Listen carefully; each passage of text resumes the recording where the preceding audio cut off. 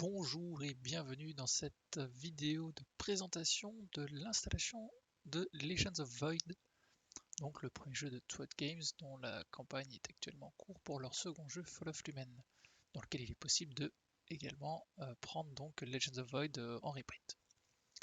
Donc cette vidéo ne sera a priori pas très longue, vu que c'est donc à constituer à présenter comment on installe les différents éléments pour une partie. Une partie standard à plusieurs joueurs. Je ferai une seconde vidéo dans laquelle je ferai donc le différentiel pour une partie en solo, vu que je ferai ensuite une troisième vidéo avec une partie solo enregistrée. Voilà. Donc pour commencer, nous allons installer le plateau joueur. Donc dans la boîte se trouvent des cartes qui permettent de rendre aléatoires les tuiles qui vont constituer le plateau. Donc on peut mélanger ces cartes-là, sachant qu'elles sont recto-verso, donc on peut par exemple en prendre une à chaque fois, excusez-moi, et puis en flip une, hop, voilà par exemple. Donc on tire 6 cartes pour avoir les 6 tuiles sur les 8 qui constituent le jeu, sachant que donc elles sont toutes recto-verso. Donc nous avons quoi? Nous avons Central Area. Donc nous allons prendre la tuile Central Area. Alors vous avez déjà chargé tout à l'heure, mais apparemment ça a dû recharger. Donc Central Area. Voilà. Hop. Ensuite, donc nous avons Northern Rotterdam. Il y a un petit automatisme, il faudra que je regarde. Wild Nimali. Il faudra quand même que je les... Ah, ça c'est les jouets de TTS.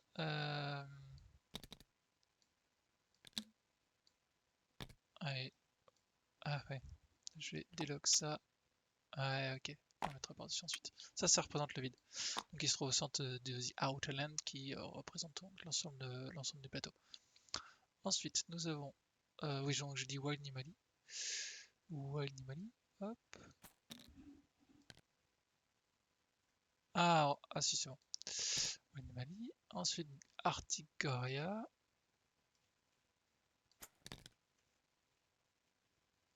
Voilà. Eastern Dornat. Bien, impeccable. Et ensuite, Eastern Gunmar.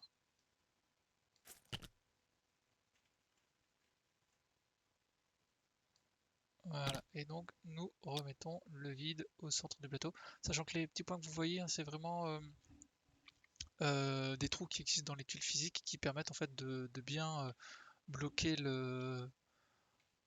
les tuiles ensemble avec le void qui lui a des petits picots en dessous. Donc là effectivement ils n'ont pas représenté les picots dans le flip de la tuile void, mais voilà, ils existent bien, c'est ce qui permet effectivement d'avoir le plateau qui évite de se balader si on y touche. Voilà. Donc ça c'est pour la section des tuiles aléatoires du plateau. On va juste donc finir ceci en rajoutant donc il y a des tuiles par défaut. Je vais locker celle-ci. Il y a des tuiles par défaut à installer sur les différentes régions. Donc généralement c'est des portails. Donc il y a a priori toujours un petit portail comme ça entre deux régions. Et certaines tuiles spécifiquement ont parfois des tuiles en plus. Donc là on va positionner tout ça. Voilà, portail, le dernier. Alors donc également donc on voit un île ici, on voit également un île là. Ah oui, il y a encore un portail ici. Et donc on commence avec une tuile qui a déjà un vitae qui est disponible. Donc ça sera utile. Ça pourrait être intéressant d'aller aller sur cette tuile pour donc claim sa propriété. Car il y a des cartes qui ont comme prérequis de posséder une vitae et aller la chercher sera peut-être plus rapide que d'en construire une soi-même avec la Genesi, vu que sinon ça c'est difficile à avoir. Et on voit également donc qu'il y a une tuile également sigil qui se trouve ici, donc sur le même principe. Est-ce qu'il y a tout? Ouais, a priori il y aura tout. Ok, donc le plateau c'est bon.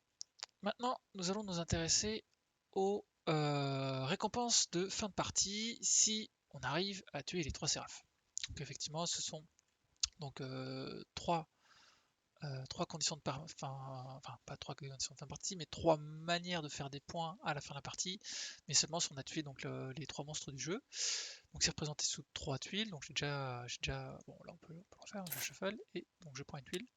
Donc là il y a la tuile de majorité, c'est-à-dire que le joueur qui est majoritaire dans cette région, donc la Rotam, donc on vérifie quand même que ce soit présent sur le plateau, c'est le cas.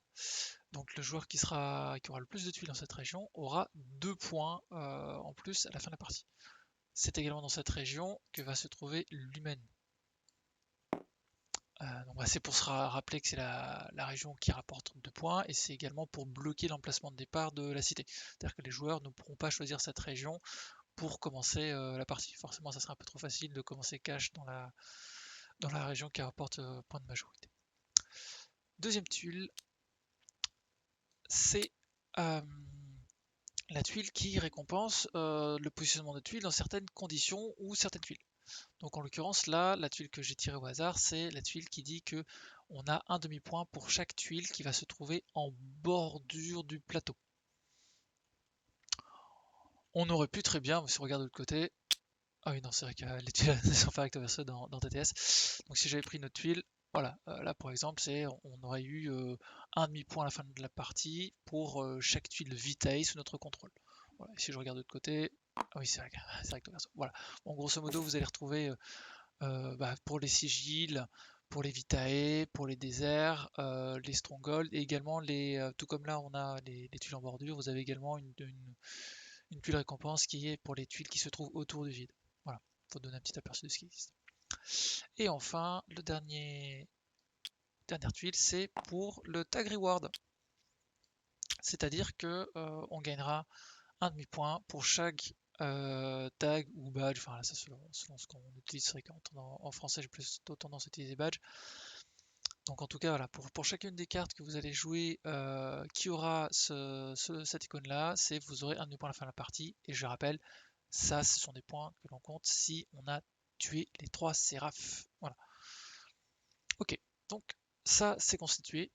D'ailleurs, vous remarquerez au passage qu'ils se sont bien amusés à faire à chaque fois des visuels différents pour les 3 tuiles pour constituer la fin de l'humaine en relatif à la carte. Donc là par exemple en edge, donc en bordure de plateau, on a la petite falaise qui se trouve là. Si j'avais pris une autre tuile, hop, voilà, donc là vis-à-vis, on voit les petites feuilles et le rat verte autour de l'humaine. Donc c'est un petit détail mais que je trouve bien sympathique. Voilà. Ok, donc désormais, ça va être plutôt orienté des cartes. Donc il va falloir déterminer, donc pareil, les 3 séraphes avec lesquels on va jouer. Donc là, il y en a 13 en tout dans le jeu. Donc on shuffle le paquet et on va tirer donc 3 séraphes. Donc nous aurons au premier Tiamat. Ok. Donc je récupère, d'ailleurs sa chance, c'est son secret qui est associé. Tiamat, ok. Donc je récupère le standy qui se trouve là. Donc search, on récupère le standy de Tiamat. Voilà.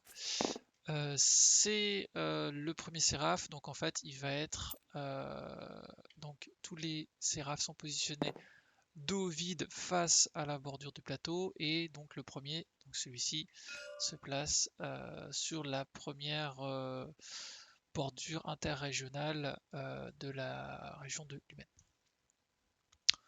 Ensuite le second sera Ares. Donc Ares c'est celui-ci, et donc lui sera donc dos, voilà, dos vide, et donc toujours le regard vers l'extérieur. Donc là on alterne à chaque fois, donc là il y en a un, là il n'y en a pas, là il y en a un, là il n'y en a pas, et là il y en a un pour le dernier. Je vais également récupérer le secret d'Ares. Hop.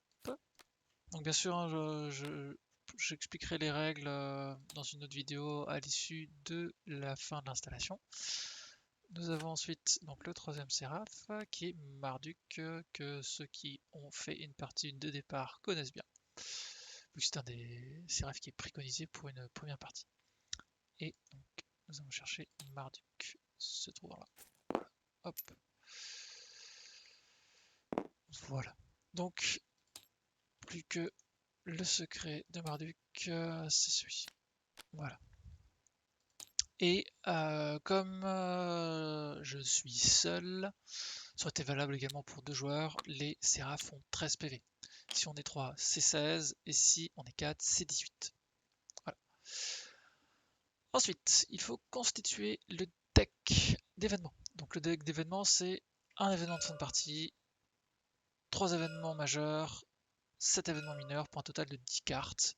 Donc je prends un dernier, j'en prends 3 ici, 1, 2, 3, et là j'en prends 7, 1, 2, 3, 4, 5, 6, 7. On en tire ensuite un pour chaque joueur en jeu. Donc je suis seul, donc je tire un événement. Et sur cette carte-là, nous n'allons regarder que le déplacement. En effet, juste pour l'installation, on ne fait pas la malédiction qui se trouve c'est la partie basse de la carte, on ne le joue pas, on ne le joue que durant les hivers au cours de la partie. Donc nous avons les logos au milieu de la carte qui indiquent le séraph qui bouge, et si le premier est mort, on regarde le deuxième, et ainsi de suite. Donc en l'occurrence ils sont tous vivants, donc celui qui bouge c'est celui avec la petite flamme bleue. Celui avec la petite flamme bleue c'est Ares, donc c'est Ares qui va bouger. Il va bouger comment? Il va aller tout droit, puis faire droite-droite. Donc Ares est ici, donc il va tout droit. Il laisse, attention, il laisse un portail là où il se trouve, et ensuite il pose des Nils. Et donc on a dit après droite-droite, hop, voilà. Alors attention, hein, j'ai déjà eu la question. Le déplacement se fait toujours, donc les flèches c'est là où on regarde le séraph. Donc en fait c'est vrai qu'on a tendance à tourner la carte pour bien voir le déplacement. Voilà, ça correspond bien, c'est bon. Oui, ils sont orientés. On n'aurait pas forcément cru, mais oui, les séraphs sont orientés. Voilà, donc ça c'est le premier événement. Ça c'est bon. Ok. Il reste alors les cartes, tout simplement. Les cartes qui correspondent au setup des différents joueurs. Donc il va y avoir 8 cartes pour chaque joueur. Donc là je pioche 8 dans ma main. Hop. Ah, le 8 n'a pas fonctionné. Bon, c'est pas grave, on va le faire à la souris. Donc draw. Je pensais que j'avais un truc pour le faire. Bon, ok, bon, tant pis. Bon, je suis. Ah oui, non, j'ai pas sélectionné là. Ah oui, non, c'est parce que j'ai pas sélectionné de couleur, c'est pour ça. Tout ce que là. Hop. Voilà. Et je pense que là, ça va mieux se passer si je fais ça. Oh non, bon, ah si, voilà, c'est bon, j'ai mis 8 cartes. Donc l'Illumen Scroll, carte les parchemins standards. Il y a ensuite 4 Gift Scroll. Donc ça, ce sont les parchemins qui seront offerts en début de partie à placer. Et également 2 héros. Voilà. Et en dernier lieu, il y aura également donc les factions, sachant que je suis premier joueur, je vais tout de suite révéler les 2 factions. Hop. Donc nous avons Ashney et nous avons Greycoat. Alors, donc sur la faction, je regarde en haut à gauche, il y a le nom de la zone sur laquelle on doit commencer. Donc en l'occurrence là c'est Nimali. Donc ça veut dire que si je prends cette faction, je commencerai ici.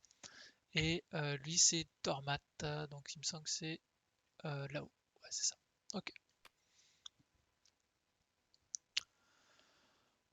L'installation est donc alors presque fini, oui, on a distribué un plateau joueur à chaque joueur, et donc ses composants joueurs, c'est-à-dire les cubes. Donc les cubes seront ce qui va permettre de indiquer les niveaux de production.